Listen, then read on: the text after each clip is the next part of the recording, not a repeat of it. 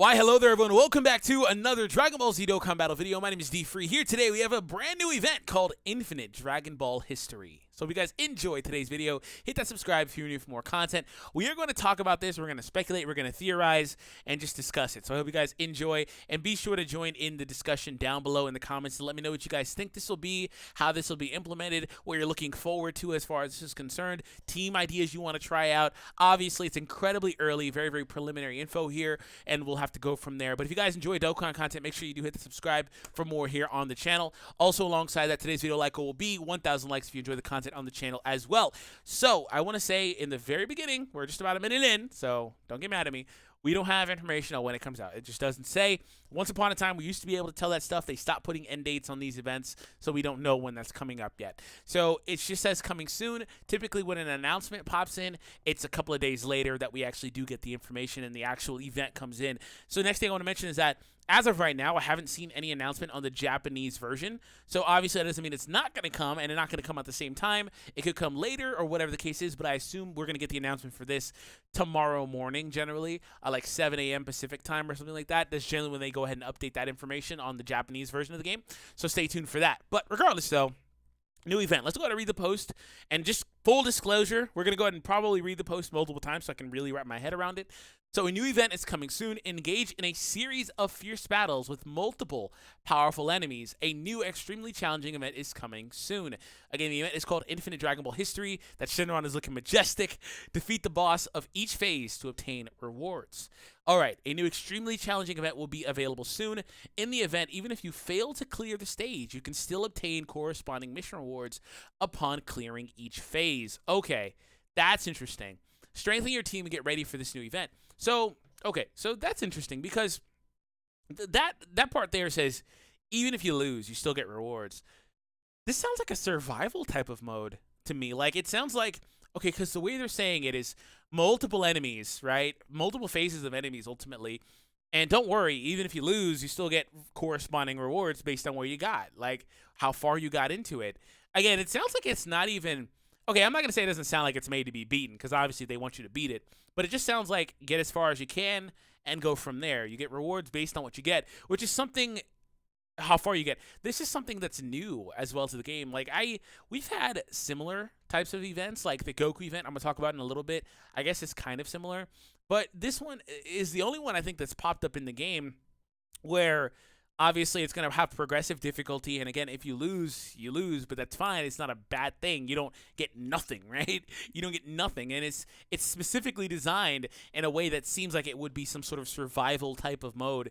So that'd be cool to see. Now, as far as a survival type mode, which is what I'm going to just mainly base this video off of, it remains to be seen how they'll handle that. Like, will you have team limitations? Obviously, a lot of us don't want that, right? Because that really hampers a lot of people being able to complete the event if you don't have a specific team. That just always kind of sucks, right? Also, will you be able to use items? Because if you can use items, you can prolong how far you can get into it, possibly multiple phases, depending on the difficulty and depending on the team you can run. Speaking of team limitations, will they take it a step further and say, okay, only these types of rarities can come in? Or will they take it a step further and say these specific characters can't come in, like characters that heal or whatever? Who knows how they'll handle this, because it could be easily cheesable by stacking characters. That's the thing. This is another event that's going to completely and totally jerk off stacking characters, just like the Goku event. Like, if that's the case, if it's not boss rush style, that's the only thing that can stop it, is if it's boss rush style where you have to continually move to the next part and fight the next boss. If it's just one long thing like the Goku event, pause, it's gonna just be, again, if you have stacking characters, you'll be able to, you'll get to a point where you have a million defense and you're just not gonna take any damage, right? So I assume it'll honestly be boss rush style. That just makes the most sense.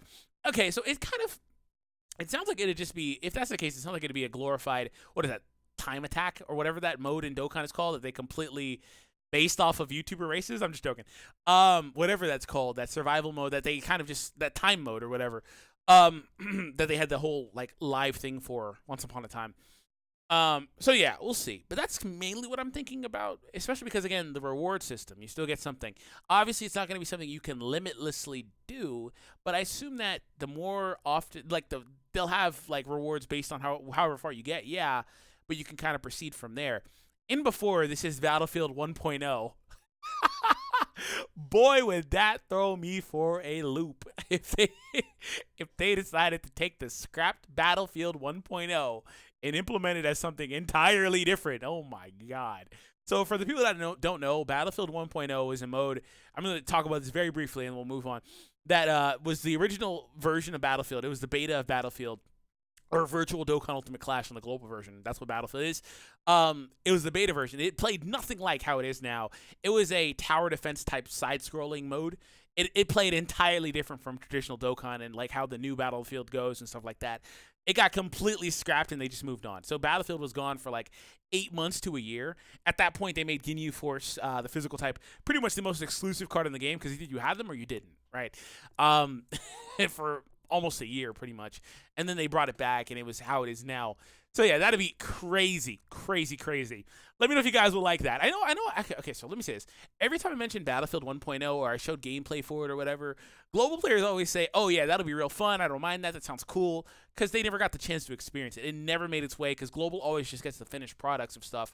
I'd say I don't want it because it was not fun. It was incredibly tedious. That's just me. And a lot of my friends actually have the same idea. So here's the Goku event. This is the most recent, like, end game, quote unquote, type of content. Actually been out for a while now. It came out in May, early May now. It's been a while. On the Japanese version, of course. So as far as this is concerned, this is an event that gets progressively difficult. You fight Goku in all of his phases. If you're not familiar, I'm sure by now you guys should be. And things like that, things do progress, right? You had 7-time clear rewards as well for stones and things of that nature. So, again, if the event is centered around something like this, that would make a lot of sense. For the record, I do expect to get more events like this for other characters, like Goku's battle, Frieza's battle, Cell's battle, whatever. Where they just kind of do this progressive difficulty thing and progressive transformations and stuff for the character.